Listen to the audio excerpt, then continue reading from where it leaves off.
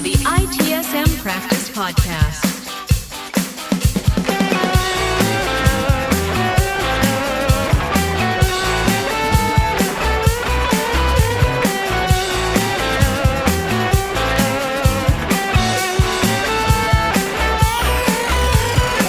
Hello, I'm Luigi Ferri and welcome back to the ITSM Practice Podcast. After the first episode about PSD3, I imagine a familiar scene, a short silence, someone nods, and then the question arrives usually direct at the head of security. So, what do we do now? It is a reasonable question, but it's also the moment where many organizations make their first mistake. They answer too quickly. So before answering, it's worth asking something else. When PSD3 enters the conversation, the instinct is to act. New tools, new programs, new initiatives with reassuring names.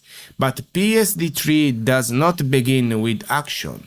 It begins with observation. Before deciding what to build, you need to understand what already happens, especially when things are unclear. And that leads to a question: what happens today when a payment looks correct, but something feels wrong? Not fraudulent enough to trigger alarms, not clean enough to be ignored.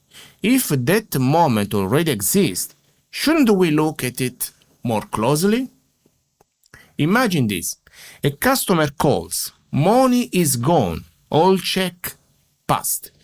Authentication was correct. There is no breach, no system failures, no obvious violation, and yet everyone in the room knows something went wrong. So the questions slow down. Who owns that moment?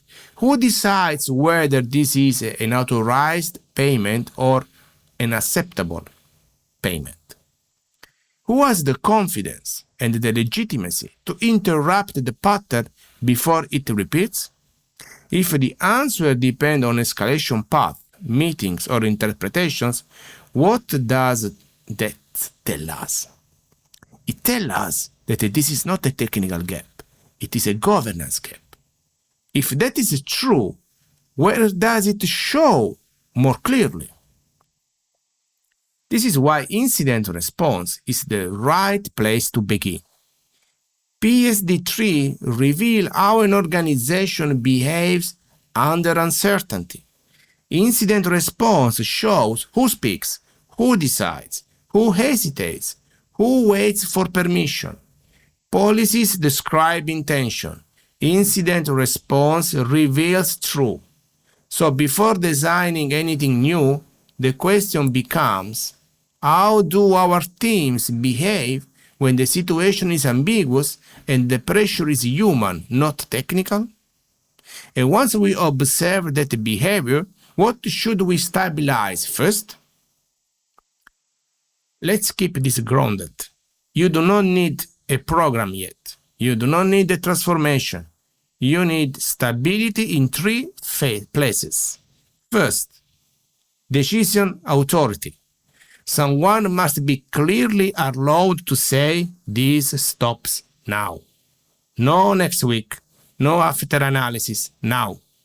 If no one has that authority, the organization will always be late, regardless of tools. Which raises the next question: what exactly are we stopping?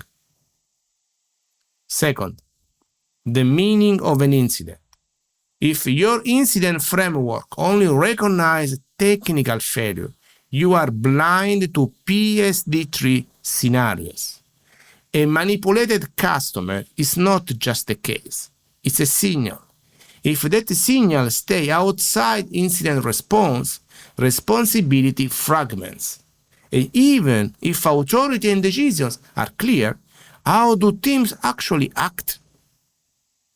Third, the conversation. PSD3 situations are rarely clear. They are uncomfortable, emotional, incomplete.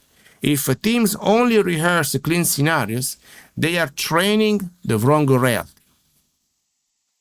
So the question is not whether you have playbooks, but whether you have a practical uncertainty. And with that in mind, you should be deliberately not do next. This matters more than what to do. Do not rush into large PSD3 programs. New fraud platforms choose out of anxiety, heavy policies rewrites, impressive dashboards. All of these can wait. Because if decision making is unclear, every solution will amplify confusion instead of reducing it. PSD3 does not reward speed, it rewards coherence, which brings us to the simple question of all. How comfortable is your organization with staying inside an open question? PSD3 does not arise as a checklist. It arrives as one quiet doubt. Why did this feel wrong even though everything looked right? If your organization can remain with that question without deflecting, without rushing to close it, you are already doing the hardest part of the work. Everything else can be built later. So, what comes after observation? In the next episode, the third of this PSD3 series, we will move one step forward and ask, how should heads of security sequence decisions over time? Where must governance step in and where should it deliberately stay silent? How do you avoid building a PSD3 response that looks solid but collapses under pressure? Not quickly, not loudly, but in a way that lasts. When you are ready, we continue. This was the TSM Practice Podcast. I'm Luigi Ferri. Arrivederci.